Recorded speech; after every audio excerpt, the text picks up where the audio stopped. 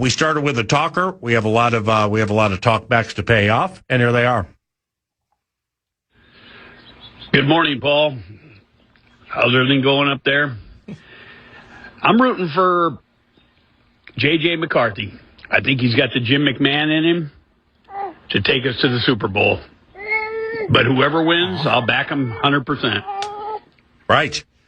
Fairly stated. Now, Nordo, so we're obviously not able to play the hundreds of talkbacks that we've received on this question. It's not who will win the Minnesota Vikings quarterback competition. It's who do you want to win and why. So unofficially, the tally right now is nearly 50-50. If we made it a Twitter poll or something like that, then you would see a lot of votes and also something nearly 50-50, a slight shade to Kyler Murray, which actually I believe is analogous to the way the competition or the race is going right now. Kind of mirrors it, doesn't it? Exactly. I think it does. Let's hear some more. Cam from Cottage Grove. Hey. I think the best case scenario is J.J. McCarthy wins the starting job outright and is the quarterback of the future for the Minnesota Vikings. Is that what you want? Skull. All right. I'm gonna give another one to JJ. I'm not sure that's what he wants. Again, this is, with respect, it's not what do you think will happen. It's what do you want to happen and why. Do you think he implies that with best? I think the best case scenario is. Yeah, you're right. You're right. I think he. What about you? Who do you want to win this and why? I want McCarthy to win the job because we drafted him, because he's our guy.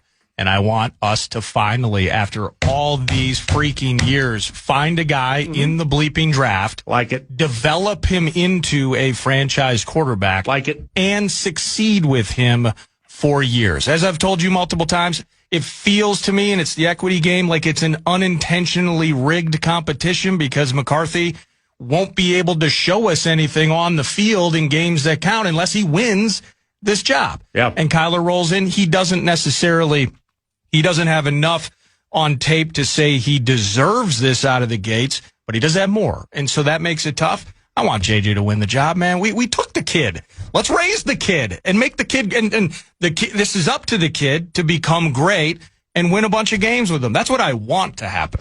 Now, Brian Flores is speaking today, so camp cuts tomorrow with B-Flow. But and he's going to terrorize both of them, by the way. So somebody in the offseason, asked Flores the quarterback situation. It doesn't matter. We're not looking for you to claim who you think will win or should win. But at the end of the equation, if either guy is just like mediocre, how does the team handle that? And Brian said, "That's what this team is all about: defense and working hard." Well, there it is. We got that. We got that on our side too. Flores doesn't care. He's excited to. It's going to be a football version of a horror film when both of those are out there early stages against Flores' defense. Mm-hmm. Talkback machine. PA Nordo, love you guys. Love you. Joe Love you. and Tucson. Gut feeling between our three guts, which are sizable, combined. Hang on a We are going with that'd be the five mini guts. Shrek, the Kyler Murray. He is going to run rampant around that smug a-hole in Seattle. Softy. How soft to catch it? Oh, geez. Arizona has spoken. I mean, down Tucson way, they didn't become so bored with the pump passing. They have seen the light of the gifts and the talent Kyler Murray possesses. And we realize people don't listen every single minute of every single show. However, if you were listening early, there was a talkback and somebody used the word potential. Yeah. And this, Nordo and I think about this a lot, man, and we talk about it a lot. And I don't think either one of us had said kind of what that guy said when he said that he basically, paraphrasing, said Kyler Murray is untapped talent. And to be in the league 7 years or whatever it is, former rookie of the year, thrown 100 touchdown passes, yes, he is untapped talent. Yeah. Because he hasn't played with the names I rattle off would be Jefferson, Addison, and Darisaw, but there are more. But the running game, Teasley touched on something yesterday, maybe at the end of when he was talking about Kyler Murray, when paraphrasing, the general manager was kind of like, and with the way the running game's going to be this year, I'm excited about whatever. Yeah. But it doesn't mean Kyler's going to orchestrate and be the A topic in the running game, but he'll be part of it. It could be. And the running game with however it's going to be crafted, that goes back to a conversation a month and change ago that I didn't share the name, and you can believe me or not, but it's somebody who absolutely would know about the answer to this question. And, you know, when I was asking them, just very low key, because when you're at like retirement parties, you know, we're not going to do Vikings fan line. But in a roundabout way, I asked a question about the quarterback, and it was like, dude, I don't care who the quarterback is. When you see this running game, he was so excited about the running game. Oh, goodness. And for somebody who matters to say, dude, I don't care who the quarterback is. Yeah. This thing's going to be the bomb. I mean, that got us going. I want to see Frank Smith. I haven't seen him yet. Mm-hmm. I want to see and just know that this is not myth. This is not legend. Ours. Or maybe that's how he operates. Ours. Maybe that's how Frank Smith operates in the shadows, drawing up run schemes. Yeah. So, you know, I started going over with the proper constituents yesterday, 9 to noon at TCOPC. When we're doing the show in the studio, assistant coaches will be joining the show. Yeah. But the first guest we will have will be General Manager Nolan Teasley next Tuesday. That's sweet. Could be an assistant guest. So, like, you know, I listed my 3 preferred assistant guests for maybe the first 2, 3, or 4 shows. And then I started asking about Frank Smith, and I kind of ran the same bit on the person yesterday about, I'll show you. I was given a sheet of the assistant, the coaches. Oh, sweet. And the pictures. Names and body types. Yeah, so I don't roll up on somebody today and think it's Brian Flores and it's somebody part of the intern program who looks like him. And yes, that did happen last year. And I had to get my way out of it and found my way out of it. So then I looked at it and I'm like, wow, Frank Smith, he's a person. There he is. And, cause I've never met him. And then see, this is just kind of frustrated the situation. Yeah. And I can't say if and or when, assistant head coach Frank Smith will join 9 to noon. But then I was told incredibly talkative, very engaging, stop. Just stop. Either say he can come on 9 to noon or stop. Yeah, teasing us. Stop teasing us, please. Yeah, very talkative guy. You're going to love him. Incredibly engaging. Okay, cool. But then he's not part of the early mix. Yeah, it's great. It sounds awesome. So maybe we can get a microphone with him. Just to verify, by the way, next Tuesday at TCO, climate-controlled radio studio, correct? Yes, climate-controlled radio studio. We have a show flip. Yes, we do. With Common. Is it a Wednesday? It's a Wednesday. I believe it's Wednesday the 12th. Okay, so 2 weeks from today, we do noon to 3. That's right. Common does 9 to noon. And we do noon to 3 during the Vikings-Ravens joint practice. That's correct. Now, if it begins at 2:30, we'll give you the best we have, but then bumper to bumper, we'll take over after that. Yeah. And they'll do great work as usual. Ferrero can do play-by-play. But yeah, it's I was asked, you know, what part of doing noon to 3 when they're not practicing really intrigues you? And I said, well, O'Connell does his press conferences every time at 12:30. I always love that one. Free segment, 9 becomes 8. So that's where we are. Well, and then, of course, we'll have the presser on Wednesday afternoon. But Thursday, we're back at 9 p.a. We are? So we're back there. We're back there Thursday? Well, I just mean we're back to 9 a.m. Oh, yeah. Camp cuts. Oh, yeah. Thursday morning. Well, they don't do walkthroughs for joint practices. Right. Yep, camp cuts. Are you ready to pay off the next bit? I got, yeah, let's do that.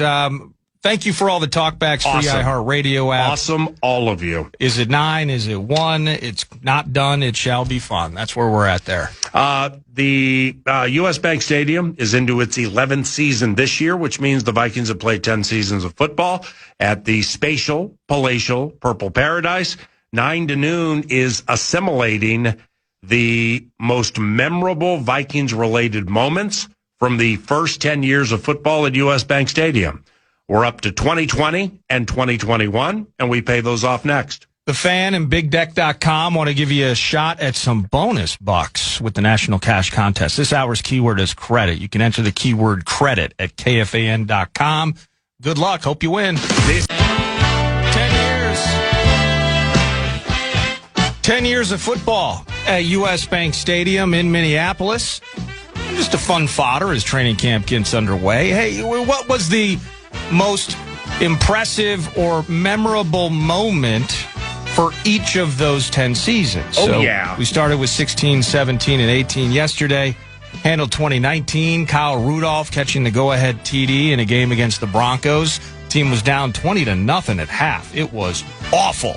And Shelby Harris had 3 sacks. And we're playing against Brandon Allen, and we're losing. And Kyle Rudolph, part of that comeback for the 27-23 W. 2020 is a little tough, PA. As a matter of fact, it's probably going to be tough for the listeners, too, because how would you know any of the memorable moments that took place at U.S. Bank Stadium if you weren't there? Brilliant. And everything was glassed off, and Phil Rauscher is mean-mugging us because we talk too loud in the booth during games, and it was just an awful season that started with a border battle, and Aaron Rodgers just put 40 on us, and it was Marquez Valdez-Scantling, I believe, with that sweet catch front side of the end zone. But remember, it started with us actually on the exclusive Vikings Radio Network perch and doing an interview with new DB's coach, Durante Jones. And remember, he had to sit on the field 100 yards away from us. Come on.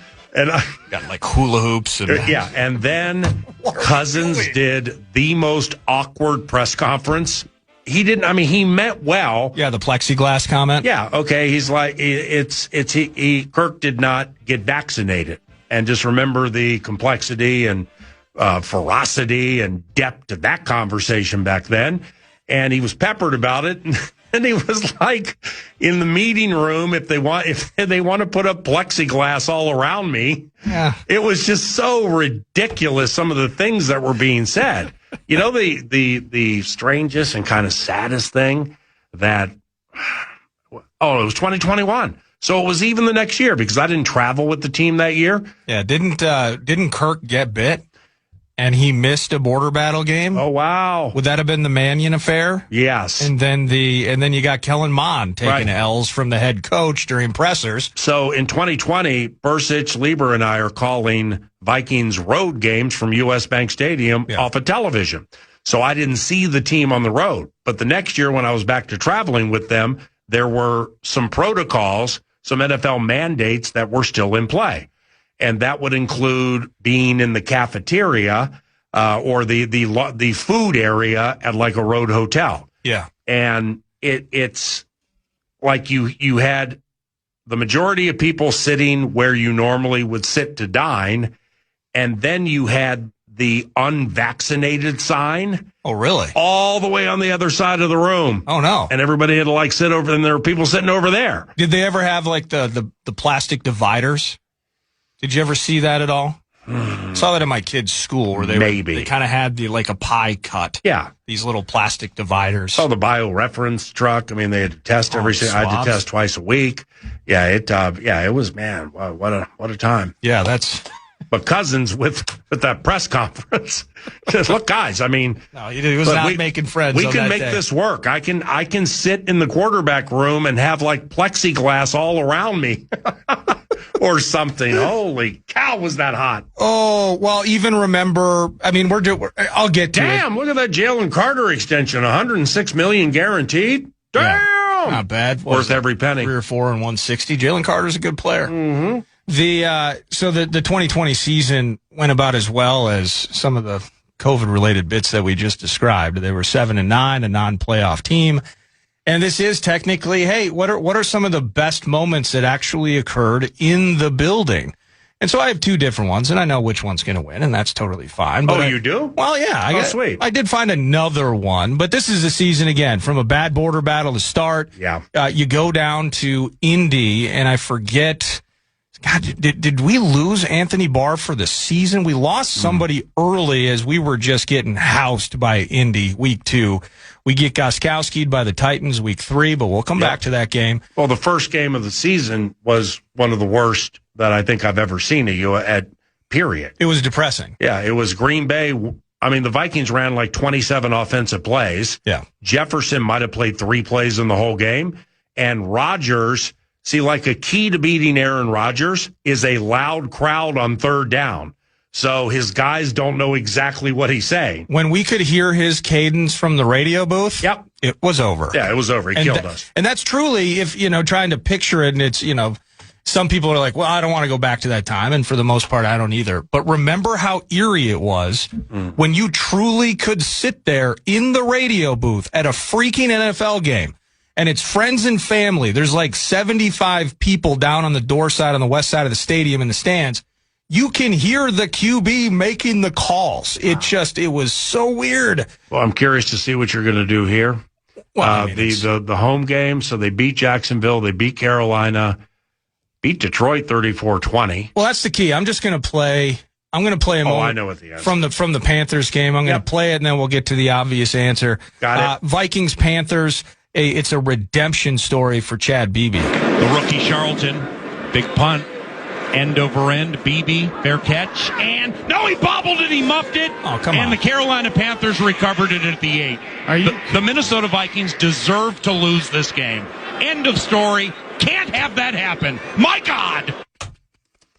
Anyway, but it led to this. It's just improbable to be able to pull this thing off and to even be in this position in the first place. So let's capitalize on it. I'd love to see Beebe be the guy to catch this touchdown. 2 receivers left and right. Cousins back to pass, fires to the end zone. Yes, touchdown Vikings! Chad Beebe, well done. Your first National Football League touchdown has made everybody forget about the muff, and it's tied the game at 27. Chad Beebe. Extra point makes him a winner, PA 28-20.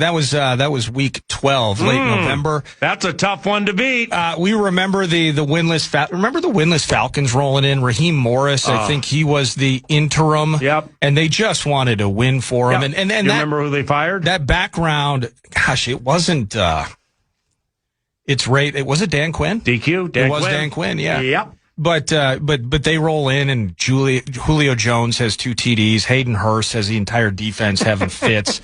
The key play of the 2020 season, it came early. It came in September. It's what we all wanted to see. And even though Steven Gostkowski, I think, kicked 6 field goals that day and we got beat. And Khalif Raymond got behind Cam Dantzler for a 61-yard touchdown. Khalif Raymond. Yes. Still, and he got us with the kiddies a couple years ago, too, on that. Yeah. I think Stephon Gilmore just frankly was in cement or fell out of his shoes. Dantzler must have been, because Raymond was a rookie. Or either he practice squad 1 year and then playing the next, or rookie. Like, I played at Clemson, you played at Holy Cross. You can't be your little, I'm not. And Raymond blew by him like he was tied to a post on a double move touchdown. I bet I got that highlight in here too, and I don't know why. Good luck with that. I think I have it. Let me see here. Titans. Vikings. 2020. Titans. Khalif Raymond. The year is 2020. Next level, Tanny, I think, was the quarterback. Come on. Yeah, and that also was the game, which was COVID strange, in that they played the game. Oh, all those Titans, yeah. Yeah, the Titans, I think they had to keep 8 players back a day. Yep. 8 to 12, because there was pre and post game COVID testing.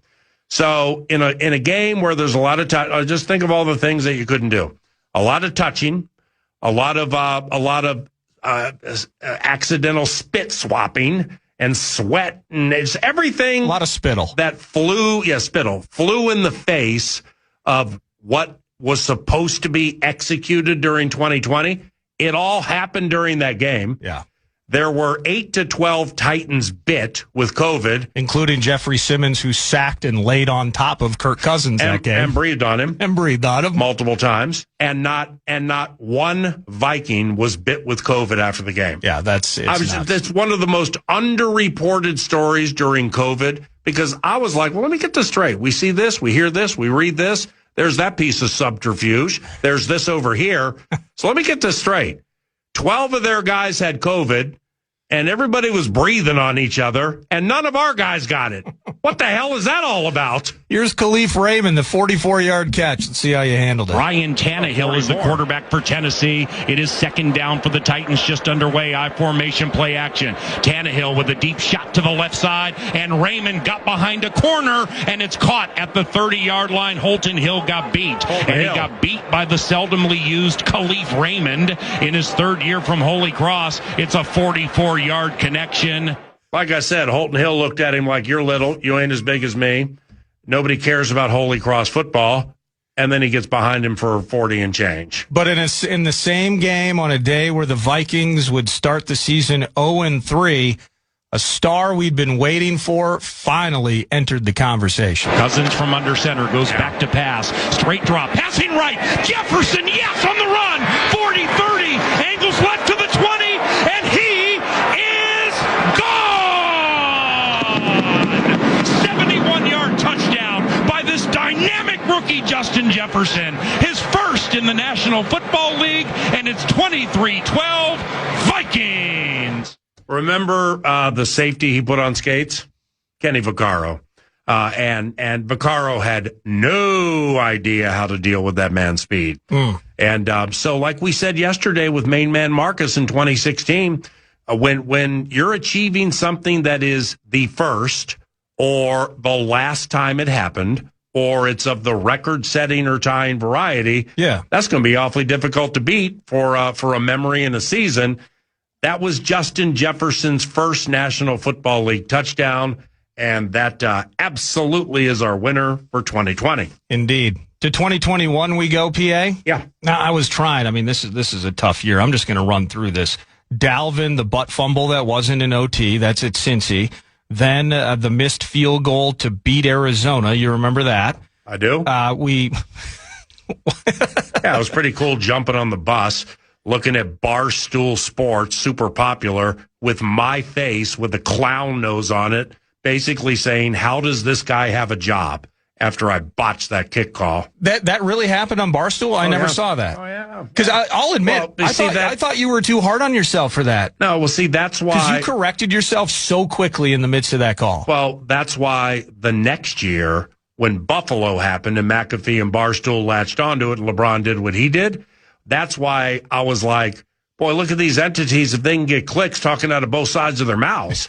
I mean, it's clown nose guy. How does he have a job a year ago? And then now all of a sudden it's national treasure. Yeah. It's just ridiculous. It's momentary stuff, right? Mm-hmm. We lost to Baker at home, 14-7. Remember that? Yeah. Can't beat Baker. Yep. But then this happened. Oh, that was the Stefanski game. I think it was the Stefanski game. The Kareem Hunt third down bit. Remember that? Yes, absolutely. Oh, just before half, he gets loose for 20. I bet I probably have that highlight too. On third, it was like 3rd and 22. And we're about ready. I mean, this was Stefanski slowed that sucker down to try to beat, because Jefferson was catching fire and like the offense was starting to look good. And Stefanski came in here to face his former team for the first time since leaving into the 2020 season. And now he's with the Cleveland Browns. Out of the shotgun, it's a handoff on a delay to Hunt to the right side, 35-40. Kareem to the 50, near far side, out of bounds at about the 41. How did that happen? From 3rd and 20, Kareem Hunt just ran 33 yards. Unacceptable. 27 seconds to go in the first half. First down, Cleveland leading 8-7. And I think they kicked the field goal. I think they kicked the field goal before half because of that too. So, and it might have been a former Viking like Chase McLaughlin or something. So, I mean, and then I don't know. We got Cooper rushed on Halloween to the Cowboys in that 20-16 thriller. Oh, I looked. Kene Nwanwu had 2 kick return TDs. Both of them were on the road, PA. Oh, come on. I know. KJ Osborne with the game winner in OT at Carolina. That's on right. the road. That was Darisaw's first start, and he played like 71 plays, dead out of gas at the, big people get tired. Big people get tired. Super tired. Here comes Hassan Reddick like a shot around the right side of the defense. Darisaw digs deep for everything he has to fend the challenge of Reddick and find KJ front left of the end zone to win the game. I'll never forget it. So there's a possibility. We could go with, no, we can't. So KJ Osborne with a 62-yard TD from Cousins in that Thursday night. Was that a Thursday night Steelers game? Yeah. And was it Claypool, the guy that was celebrating a first down as the clock was ticking down? Oh, yeah. He freaked out. And then in the end, they still had Freiermuth in the end zone, but he dropped it, and we lost by 8. Really? Or we won by 8, I should say. Damn. Yeah, so it was a weird season of stuff happening. We could do, technically, does it count if Brandon Powell with the Rams at the time had the punt return TD against us in that game? Oh, that's right. That was the year the Rams won the Super Bowl. Indeed. So I have 2 for you, and they both involve the same guy, and it's mildly anticlimactic in an 8-9 season. But here is a walk-off from Greg Joseph in the border battle. A 29-yard field goal to win the game against the 8-2 Packers right hash. Greg Joseph. Snap. Spot. Joseph. Yes, he did. He walked off on the Green Bay Packers, who have lost their first division road game in 3 years. Wow. The final score, Minnesota 34, Green Bay 31. Never heard anyone in my life who's more insane than Paul Allen. They lost their first division road game in 3 years, and it was at the foot of Joseph. It was at the foot of Joseph. Now I have this one as well. You can tell me what you think. So if you remember the Lions game 2021, and it would be the game where Cousins and Zimmer have the weird little shoving thing after the victory. I don't know if you recall that on the sideline where they came together. Yeah. Not saying anything. But DeAndre Swift scores a touchdown. They get the 2 from Kaderil Hodge, and so they're leading with 37 seconds to go. Kickoff. Cousins from his own 18 finds Thielen for 21, finds Dede Westbrook. What? Dede Westbrook was on our team? Remember that? What? We had Dede Westbrook for a minute. Dede Westbrook for 6 to the 45. Then he finds Thielen for 19 yards. Cousins spikes it with just 3 seconds to go. And Greg Joseph called upon again from 54. 54-yard try left hash. Snap. Spot. Joseph, excellent leg. Get up there, and yes, it is good! And the Minnesota Vikings have defeated the Detroit Lions 19-17. Greg Joseph, you're the man! Of course he's a homer. You don't think Paul Allen's a homer? So do you drop an L on Green Bay for a division loss for the first time in 3 seasons with the walk-off from Greg, or Kaderil Hodge puts you in L territory, and with 37 seconds left, Kirk Cousins with a couple nice passes to Thielen goes cold-blooded, and it's Greg Joseph from 54 to secure the win and an eventual shove. Well, Green Bay was 8-2 and a very good Green Bay team. Hadn't lost a division road game in 3 years, and in a nondescript season that would end up costing people jobs, they were able to beat the Packers. Yeah. So I go with the first one. What about you? Well, I think it's the Packers because of what was on the line. It's a border battle. It's our chief rival. They were 8-2. That matters. The Lions fell to 0-5 after we dropped that one on them. So I'm the walk-off from Greg Joseph, border battle, week 11, 2021. The O'Connell years settle the bet tomorrow, 22, 23, 24, and 25, with these memories of a decade of Vikings football at U.S. Bank Stadium. Next, courtesy of Owl Roofing. Who? OwlRoofing.com. It's the post game. It's post time for the post game on KFAN. This is 9 to noon, live on iHeartRadio and KFAN, The Fan. our iHeartRadio Music Festival. Presented Provided by Owl Roofing. They do roofing, they do siding. They're very efficient, and they return your calls all the time. Need roofing work, or if you just need some repairs, start at Owl, O-W-L, owlroofing.com. Many things to get into from today. We got to do some cuts from the head coach and the general manager, tons of talkbacks. One thing we learned as part of the postgame is that the fan sentiment around who they want to win the quarterback competition, I guess unscientific was our role with the talkbacks. It very much mirrors how the vibe feels with the competition that's about to unfold. Adam Thielen joined us during the first hour, and you asked him, PA, what are some ways maybe in which J.J. McCarthy could improve? And here's some of what he said. Well, number one is maturity, and it's not like social maturity. It's just maturity as an NFL football player. Like, there's so much that it takes to be a successful player in this league, let alone a quarterback. Like, a quarterback's on a whole different pedestal, a whole different level. Just the amount of things that you have to be able to handle as a quarterback, the media, the practices, the preparation. Like, it's everyone in the NFL has a lot of preparation and a lot of, duties with the media and things like that, but the quarterback is on the highest of pedestals with that. Like, they have the biggest job with the media. Like, every week they're speaking and they're getting the tough questions. The game, depending on the week before, if you win or lose, like, they're getting all the praise or they're getting all the hate, right? And so the NFL football maturity is number one.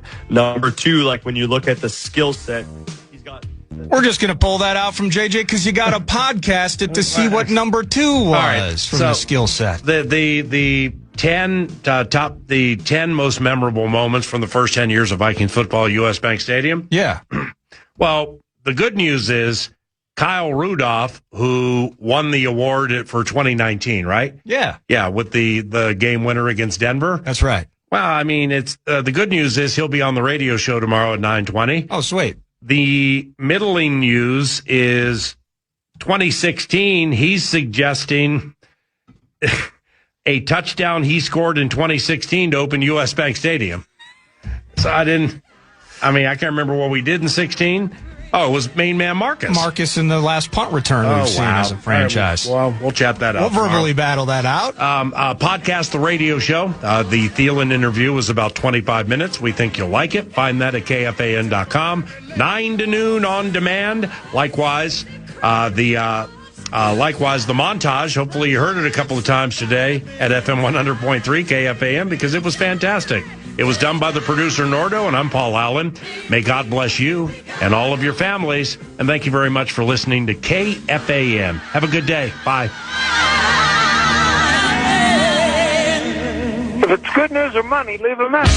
Podcast today's Paul Allen Show, or listen back to previous show and interviews by going to the iHeartRadio app or KFAN.com. From the 1-800-ASK-GARY Traffic Center. This report is sponsored by Liberty Mutual Insurance. Only pay for what you need.